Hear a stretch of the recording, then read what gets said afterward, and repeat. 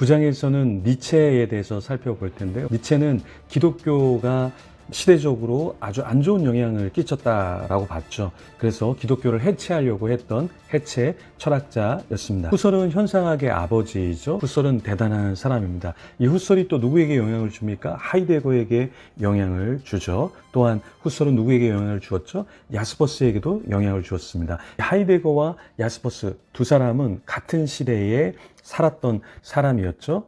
야스퍼스가 하이데거보다 6살 정도 조금 더 많았는데요. 서로 영향을 주고 받았습니다. 그리고 사르트르라는 실존주의 철학자인데요. 이 사르트르는 누구에게 영향을 받았죠? 하이데거에게 또한 영향을 받아서 실존주의 철학을 했습니다. 실존이 본질보다 더 중요하다, 이렇게 이야기를 했죠. 이 의미가 무엇인지 살펴보면 좋겠습니다. 9장 한번 끝까지 잘 완주해서 정리하시면 좋겠습니다. 프리드리 니체에 대해서 같이 살펴보겠습니다. 니체는 라이프치히에서 대학 친구들과 방탕한 생활을 했었죠. 그러나 후에 술, 여자, 담배에 혐오감을 느꼈고 1865년 쇼펜하우어 의지와 표상으로서의 세계를 읽고 빠져들었습니다. 책 자라투스트라는 이렇게 말했다에서 니체는 자신의 신에 관한 생각을 드러내 주었죠. 자라투스트라는 산에서 은자를 만났는데요. 그 내용은 이렇습니다. 자라투스트라는 이 은자와 헤어진 다음 마음속으로 다음과 같이 말한다. 도대체 이런 일이 있을 수 있을까? 저 늙은 성자는 숲속에 살고 있어서 신이 죽었다는 것을 전혀 듣지 못했나 보다. 자라투스트라는 이렇게 말했다 책 내용인데요. 자라투스트라가 산속에서 은자를 만나서 대화를 하다가 은자가 무엇을 하고 있는지 물으니까 신을 찬양하고 있었다, 찬양하고 산다, 이렇게 이야기를 했죠. 그러자 자라투스트라가 은자가 아직 산속에 있기 때문에 전혀 신이 죽었다라는 이야기를 듣지 못했구나, 이렇게 이야기를 했다라는 것이죠. 니체는 신이 죽었다고 했는데요. 하지만 실제로 병들고 비참한 죽음을 맞이한 사람은 니체였죠. 인간적으로 보면 니체는 대단한 인물이었습니다. 박사학위 없이 추천사만으로 바젤 대학의 교수가 되었죠. 그러나 끊임없는 질병과 싸워야 했고요. 나중에는 정신착란 증세를 보였죠. 그런 와중에도 집필을 계속 했습니다. 니체가 18세 이전에는 성경을 든 치유자였지만 그 이후에는 망치를 든 철학자로 평생을 살았죠. 기독교 전통을 부수고 그것에 새로운 가치를 세우려고 했습니다. 왜 이렇게 기독교에 대해서 반감을 가졌을까요? 니체가 말하는 두 가지 도덕, 주인의 도덕, 노예의 도덕, 이 두 가지를 살펴보면 왜 그랬는지 조금은 알 수 있죠. 니체는 주인의 도덕, 노예의 도덕, 이 두 가지를 이야기했는데요. 주인의 도덕은 선과 악을 이렇게 본다고 했어요. 선을 고상함, 품이 있음, 악을 저속함, 비굴함, 이렇게 봤어요. 반면 노예의 도덕은 주인의 배려와 동정을 바라며 주인의 행위가 자신들에게 실리가 되는 경우 미덕이라 여기고요. 그러면서 노예의 도덕은 선과 악을 좀 다르게 본다고 했어요. 선을 양보, 겸손, 자비, 인내, 악을 착취, 과시, 억압, 독단. 그래서 니체가 볼 때 기독교 때문에 노예의 도덕이 세상을 덮고 있다고 본 것이죠. 그래서 이런 생각을 하는 자는 노예 도덕을 가진다라는 거예요. 젊은 나이에 비싼 외제차를 타는 놈은 분명히 나쁜 짓을 해서 돈을 벌었을 거야. 저런 비싼 스포츠카 다 필요 없어. 지금 타는 차로 충분해. 이런 것은 노예의 도덕의 근거에서 우리가 생각을 하고 살아간다는 것이죠. 그러니까 노예들은 자신들에게 없는 주인의 힘에 원한 감정을 가지고 있다, 이렇게 봤어요. 이런 원한 감정을 르상티망, 분개라고 이야기했죠. 니체는 과거 기독교적 노예 도덕을 추구하지 말라고 했습니다. 즉 주인 도덕을 당당하게 갖고 살아야 한다고 했어요. 세상이 이렇게 나약해진 원인을 기독교에서 찾았습니다. 고로 세상이 보다 나아지기 위해서는 기독교가 없어져야 한다, 이렇게 주장을 했죠. 여러분 어떻게 생각하십니까? 그래서 니체는 신은 죽었다라고 선포했고 그래야만 세상은 온전해진다, 이렇게 봤던 거예요. 니체는 금욕주의도 문제라고 했어요. 니체는 욕망을 인정하며 역시 욕망에 맞서라고 했습니다. 그럼 어떻게 살아야 한다고 했나요? 바로 본능과 욕망을 인정함으로써 이 세상으로부터 도피하는 것이 아니라 세속적인 삶의 유혹과 맞서 싸우면서 자신만의 이상을 만들어가라, 이렇게 이야기했죠. 니체는 기독교의 금욕주의가 아니라 고대 그리스의 디오니스적 금욕주의와 아폴론적 절제미로 돌아가야 한다, 이렇게 이야기했습니다. 고대 그리스의 금욕주의는 인간의 욕망을 인정하는 긍정적 금욕주의였죠. 신이 없는 세상에서 인간은 어떻게 이렇게 긍정적 금욕주의가 되고 그대로 인생을 살아갈 수 있을까요? 니체는 인간은 스스로 초인, 즉 위보맨시가 되어야 한다 이렇게 얘기했어요. 신이 죽었고 없기에 인간 스스로 초인이 되어야 한다 이렇게 말했던 거예요. 니체는 사람은 짐승과 신을 연결하는 존재가 아니라 짐승과 위보맨시 사이를 잇는 존재다 이렇게 얘기했습니다. 그래서 짐승, 사람, 위보맨시 이렇게 사람이 짐승과 위보맨시를 연결하는 존재다 말했죠. 니체의 위보맨시를 세 가지로 정리할 수 있습니다. 첫째, 항상 자기 자신을 넘어서는 존재. 둘째, 자유정신의 소유자. 셋째, 주인의식의 소유자. 이렇게 세 가지를 얘기했는데요. 니체는 결코 벗어날 수 없는 세상에서 현재의 삶을 긍정하고 사랑하라 이렇게 얘기했습니다. 그래서 아모르 파티, 운명을 사랑하라 이렇게 외쳤죠. 니체는 행복과 불행은 같은 것이다 말했어요. 그러면서 행복이 삶의 목적이 될 때 인간은 불행하다 이렇게 얘기했죠. 즉 행복보다 중요한 것은 이 세상의 삶이라고 했어요. 그러니까 행복은 삶의 목적과 상태가 아니라 삶의 과정이다 이렇게 이야기했죠. 니체는 고통도 극복할 것이 아니라 함께하면 승화된 불행이 행복이 된다 이렇게 말했습니다. 니체는 고통을 삶의 필연으로 인정하고 능동적 의미를 부여하라 이렇게 말했죠. 즉 병을 치유하는 방식은 능동 의미를 부여해서 질병을 포함한 삶 전체를 온전히 받아들여야 한다 이렇게 말했습니다. 네, 니체에 대해서 살펴봤는데요. 여러분은 니체에 대해서 어떻게 생각하시나요? 에드문드 후설에 대해서 같이 살펴보겠습니다. 첫째, 후설의 현상학은 왜 나오게 되었을까요? 후설이 살았던 19세기 말에는 자연과학이 눈부시게 발전했죠. 전통적인 철학의 연구 대상이었던 인간의 의식과 주관적 마음도 자연과학적 탐구 대상으로 여겨졌죠. 결국 자연과학적 방법, 실증주의적으로 접근하고 파악하려고 했습니다. 그 당시 인간의 마음을 자연과학적으로 탐구하려는 심리학주의가 판을 치고 있었죠. 후설은 이런 실증주의적 심리학주의도 마음에 들지 않았죠. 자연과학적 방법으로 인간의 일상세계의 모든 가치를 산술적으로 파악하는 것, 그리고 그 가치를 산출하는 것에 동의할 수 없었습니다. 그래서 후설은 인간의 의식에서 드러나는 현상, 그 자체를 기술하려고 했죠. 이런 세계에 대한 우리 의식이 어떤 식으로 나타나는지를 밝히려고 했습니다. 그래서 현상학을 창시하게 되었던 것이죠. 후설은 세계를 대하는 태도를 둘로 이야기했어요. 첫째, 주체가 세계를 객관적 대상으로 따로 놓고 파악하는 자연적 태도 방식. 둘째, 주객의 경계 없이 의식이 세계에 다가가는 현상학적 방식. 예를 들어 두통이 있을 때 뇌과학은 단지 뇌가 아프다 이렇게만 보죠. 심리학적으로는 단지 스트레스 때문이야 이렇게 접근하죠. 이렇게 접근하면 존재의 심오한 면을 다 파악할 수 없는 것이죠. 그래서 후설은 현상학을 이야기했던 것입니다. 후설은 실증주의가 매몰시킨 인간성을 회복하여 인간의 의식에 관한 탐구인 현상학을 주장했죠. 둘째, 그럼 여기 현상학이란 무엇일까요? 후설은 현상학을 통해 지금 여기 의식에 나타나는 그 현상, 그 자체만을 기술하려고 했죠.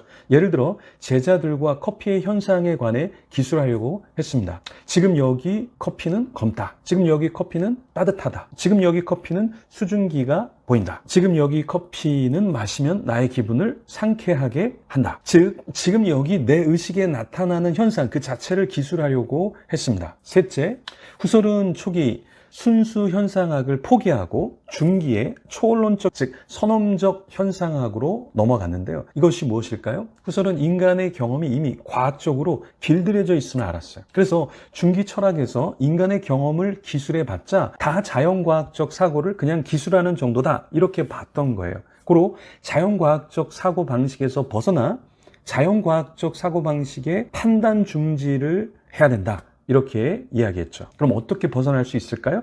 자연과학적 사고방식의 판단 중지를 해야 된다. 이렇게 이야기했죠. 즉 기존 당연하다고 여기는 태도를 괄호 속에 넣고 순수 의식을 살펴보자. 이렇게 얘기했던 거예요. 이런 방식으로 자연적 영역에서 초론적 토대로 되돌아가는 환원하는 분석으로 나아가고자 했죠. 그러면 후설이 이야기한 주관성 개념을 살펴보겠습니다. 여기 초론적 분석에서 후설은 주관성 개념을 중요하게 여겼는데요. 그 당시 과학 혹 심리학은 경험적 주관을 말했어요. 후설은 현상, 즉 나타남 자체의 기능 조건으로의 주관성에 집중했습니다. 즉 심리학은 과학적이고 독립적인 어떠한 주관을 이야기했다면 후설은 현상, 나타남, 그래서 그것이 의식화되는 주관성에 관해서 집중했던 거죠. 후설은 주관성이 없이는 어떤 실제도 없다 이렇게 이야기했습니다. 즉 세계는 나타남으로 존재하고 의식이 있어야 세계가 온전히 나타날 수 있다 이렇게 이야기했어요. 그러니까 세계는 나타남으로 존재하는 것, 그것이 다가 아니라 이 존재를 의식하는 것이 있어야 온전히 나타날 수 있다 이렇게 본 거죠. 그래서 현상학에서 의식과 세계는 분리 불가능했습니다.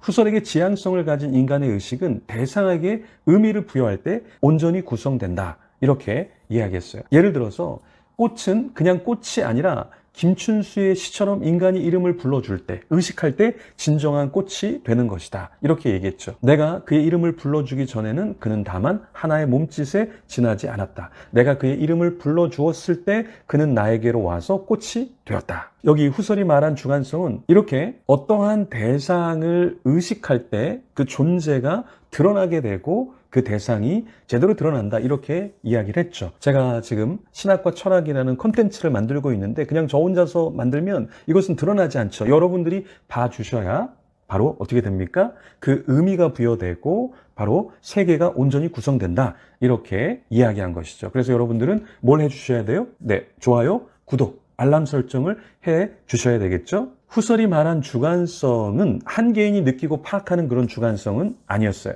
상호 주관성이었죠. 즉 개인 의식 속에서만 존재하는 그런 나타남의 현상이 아니었죠. 다른 사람들에게도 나타나 동일하게 의식되는 상호 주관적 현상, 이것을 후설은 이야기했던 것입니다. 그래서 서로 주관성을 갖고 서로 그 주관성을 함께 나누고 공유할 때 어떻게 됩니까? 네, 상호 주관적 현상이 나타나게 되고 그 현상이 올바로 인식되어지는 것이죠. 그래서 후기에 후설이 어떤 것을 이야기했냐면 상호 주관성과 생활 세계를 이야기했어요. 후설은 자신의 현상이 단지 정적 현상학에 머물러 있어서는 안 됨을 알았어요. 그래서 후기에는 시간적 맥락에서 현상학을 바라보려고 했고요. 또 시간과 신체의 분석을 통한 현상학을 주장했어요. 그러니까 단지 정적으로 있는 것이 아니라 우리 생활, 삶 속에서 나타나는 현상, 그것을 이야기하고 싶었어요. 그래서 현상학에서 모든 현상, 나타남은 주관 의식에 체험된 시간, 그 시간이 굉장히 중요하고,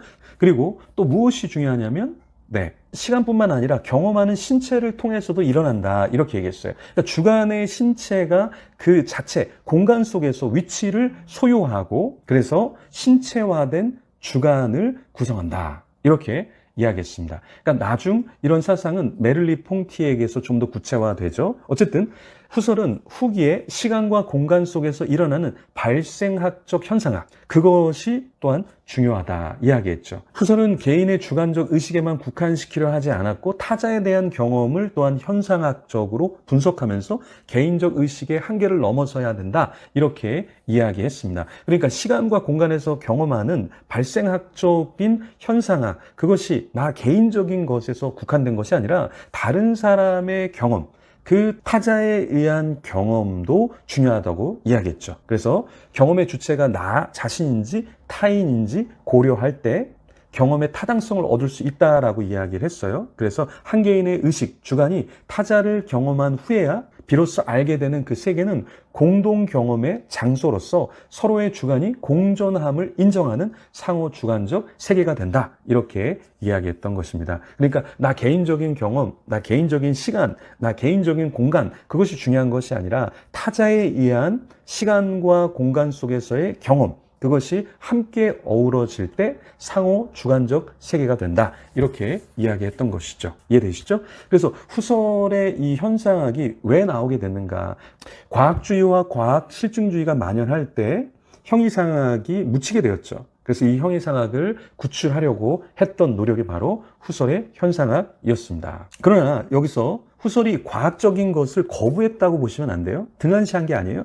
우리가 단지 객관적인 것, 경험적인 것, 그래서 그런 검증 가능한 것만이 아니라 우리의 의식, 우리의 삶 속에서 일어나는 것을 우리가 받아들이고 그것을 기술하는 것도 굉장히 중요하다. 그것도 탐구의 대상으로서 가치가 있다고 본 것이죠. 하이데거 철학에 대해서 같이 살펴보겠습니다. 하이데거는 후설의 현상학, 아리스토텔레스의 존재론, 틸타이의 생애 철학 등의 영향 아래 독자적인 철학을 개척했죠.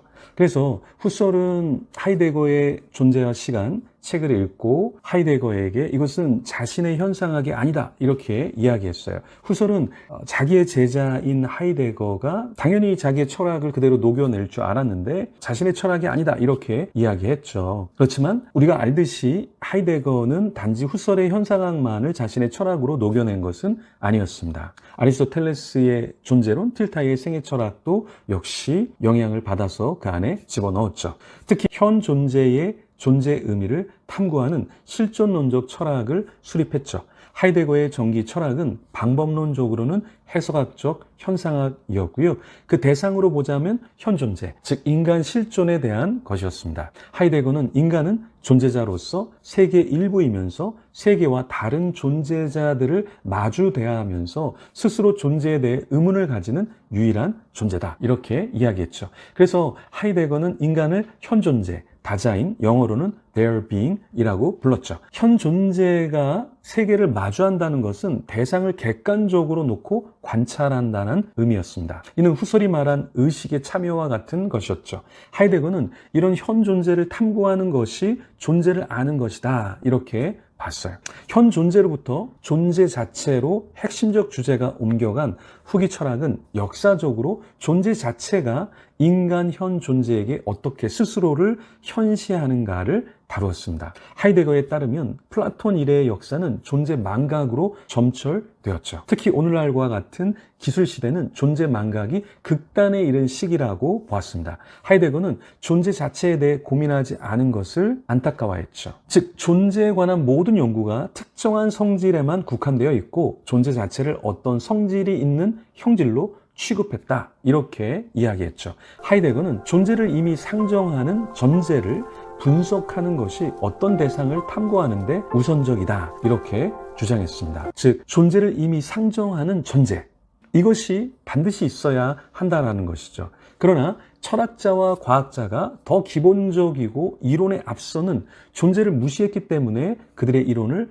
보편적으로 주장하는 것이 잘못되었다 이렇게 이야기했죠. 우리가 존재와 인간 존재를 그릇되게 인정했다 이렇게 말했습니다. 하이데거는 20세기 지평을 연 최대의 사상가였죠. 하지만 혹자들은 하이데거가 인간 이성의 힘을 무시한 자다 이렇게 이야기했고요. 비합리적인 숙명주의자에 불과하다 이렇게 비난하기도 했습니다. 왜 이런 평가를 받았을까요? 하이데거는 객관적인 사실을 제시하고 자신의 논지를 밝히는 것이 아니라 자신이 경험한 인간과 세계를 분석하며 논했기 때문이었죠. 하이데거는 존재와 시간 책에서 많은 사람이 비본래적인 삶을 살고 있다 이렇게 지적했습니다. 본래의 삶이 아닌 인생에서 해야 할 일을 하지 않고 살고 있다 이렇게 봤죠.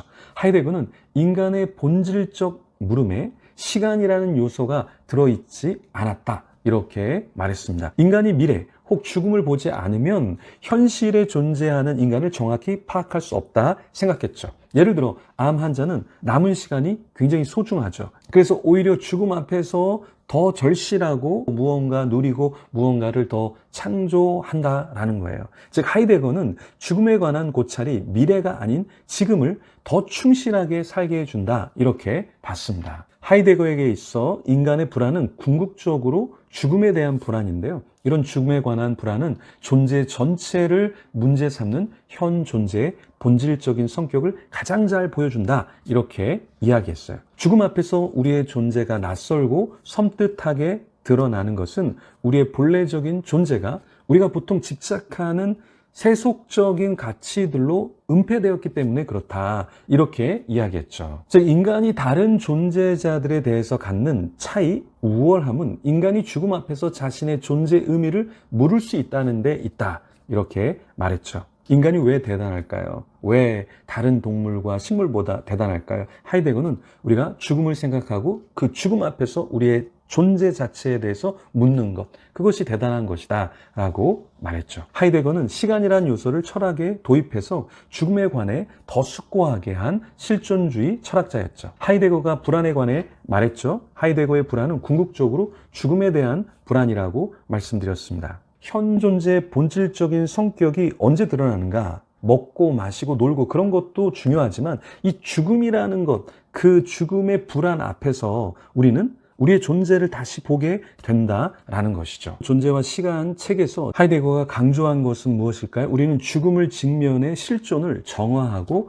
고양함으로써 극복해야 한다. 이렇게 이야기했죠. 그러나 실상 사람들은 그렇게 하지 못하고 있죠. 불안을 견디면서 죽음으로 앞서 달려가면서 죽음으로부터의 도피와 끊임없이 대결해야 한다. 이렇게 하이데거는 우리에게 이야기했죠. 이런 면에서 여전히 하이데거 실존적 철학은 우리에게 소중하죠. 현대 우리가 어떤 삶을 살고 있습니까? 우리는 죽지 않을 존재같이 그렇게 생각하고 살잖아요. 그러면서 싸우고 욕심을 내고 또 이 세상의 쾌락을 즐기면서 살잖아요. 그렇지만 하이데거가 말한 것처럼 이 죽음이라는 것을 생각하고 오늘을 산다면 우리는 조금 더 소중한 삶, 조금 더 제대로 된 삶을 살겠죠. 그래서 스티브 잡스는 어떻게 인생을 살았다고 합니까? 무엇인가 결정할 때 만일 내가 마지막 날 이 일을 한다면 정말 할 것인가? 이것을 죽음 앞에서 마지막 날 내가 정말 할 것인가를 한번 생각하고 고려한 뒤에 그 일에 뛰어들었다고 하죠. 3 years,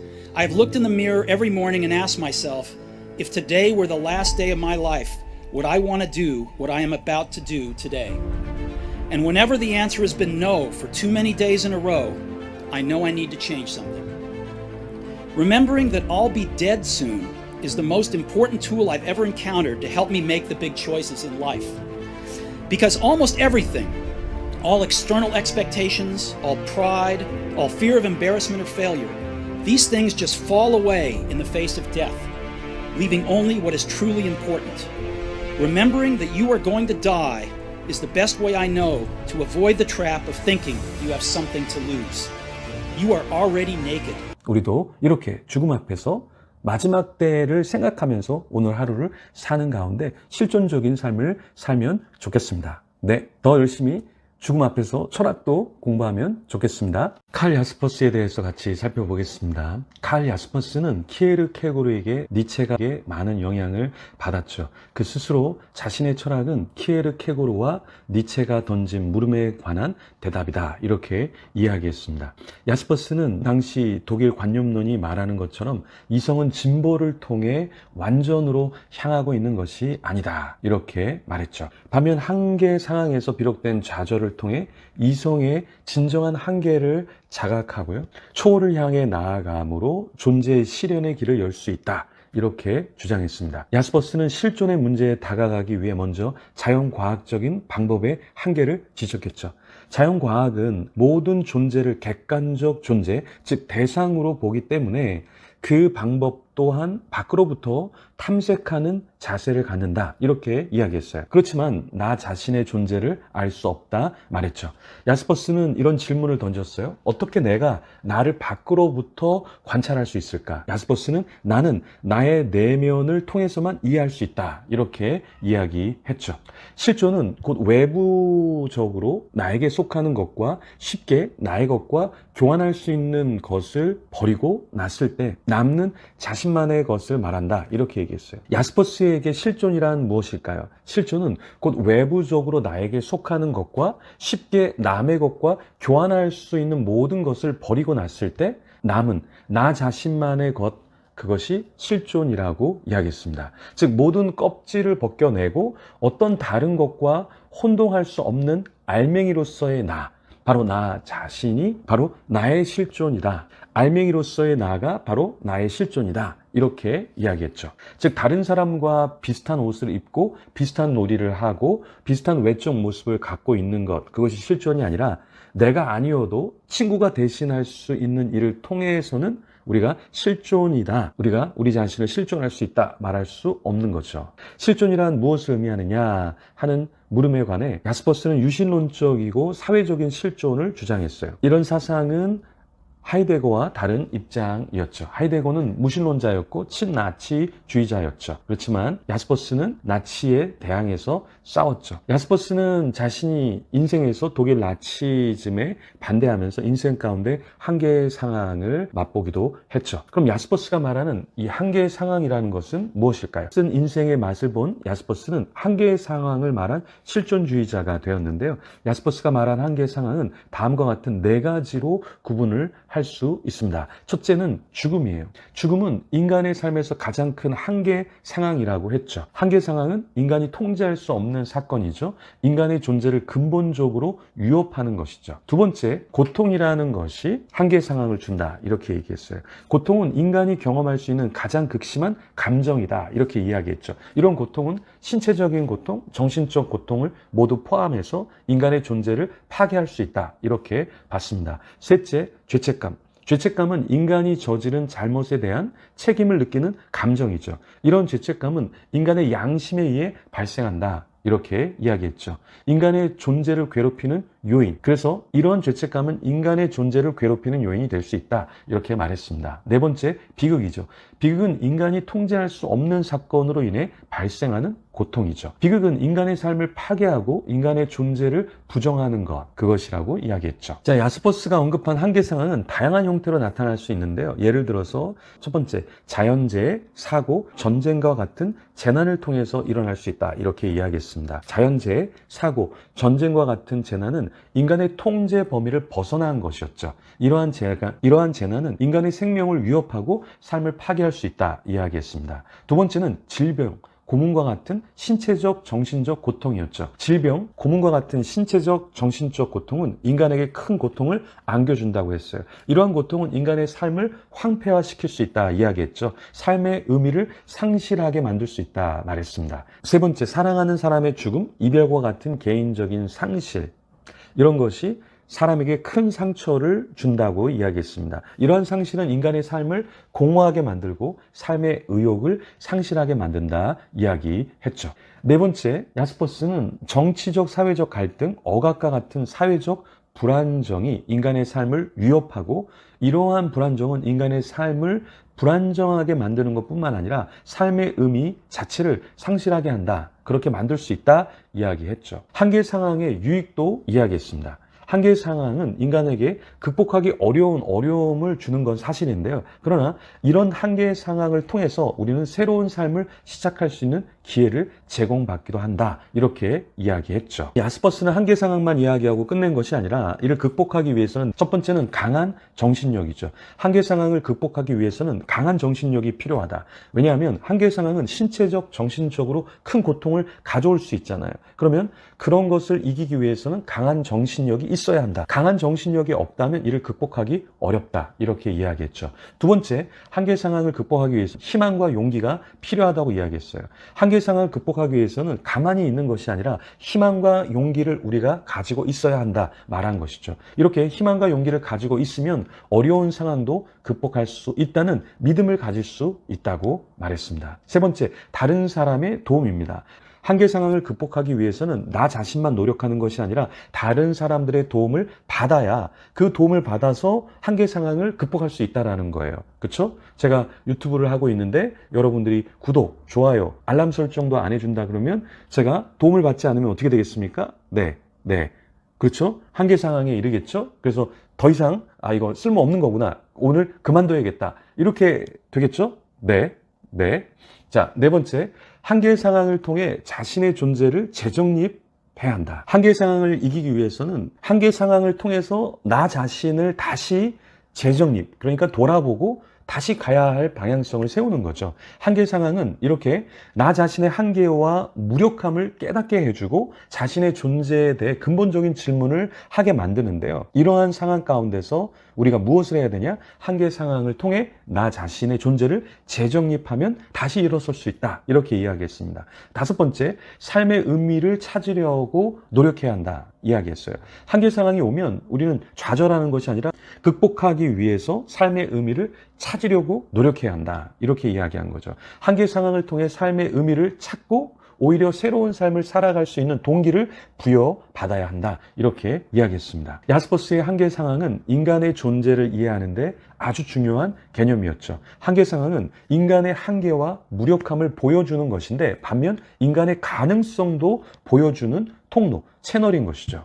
그래서 야스퍼스는 우리가 한계 상황을 통해 나 자신의 존재를 재정립하고 새로운 삶을 살아갈 수 있는 힘을 얻는다. 이렇게 긍정적으로도 본 것입니다. 마지막으로 야스퍼스는 사람들에게는 쉽게 속단할 수 없는 한계 상황이 있음을 깨달았죠. 그런데 야스퍼스는 이런 한계 상황을 실존의 과제로 발전시켰다라는 거예요. 그래서 야스퍼스의 이런 실존 철학은 우리에게 굉장히 중요하죠. 여러분이 어떤 한계 상황이 있는지는 모르겠습니다. 그렇지만 그 한계 상황을 바꿔서 기회로, 발판으로 삼는 여러분이 되면 좋겠습니다. 사르트르는 실존주의 사상을 대표하는 프랑스의 작가이자 철학자였죠. 사르트르는 데카르트적 자아를 넘어서 인간은 하나의 실존의 존재임을 밝히려 했죠. 무엇보다 실존은 본질에 앞선다 이렇게 말하면서 강조했죠. 이런 말을 했어요. 도구와 같은 존재에 있어서는 본질이 존재에 앞서지만 개별적 단독자인 실존에 있어서는 존재가 본질에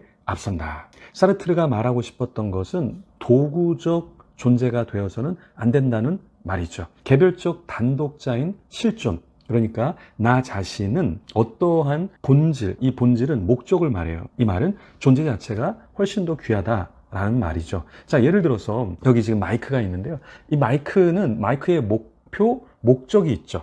도구적으로 사용되고 있는 겁니다. 그러나 저는 어때요? 저는 도구적으로 사용되고 있습니까? 네.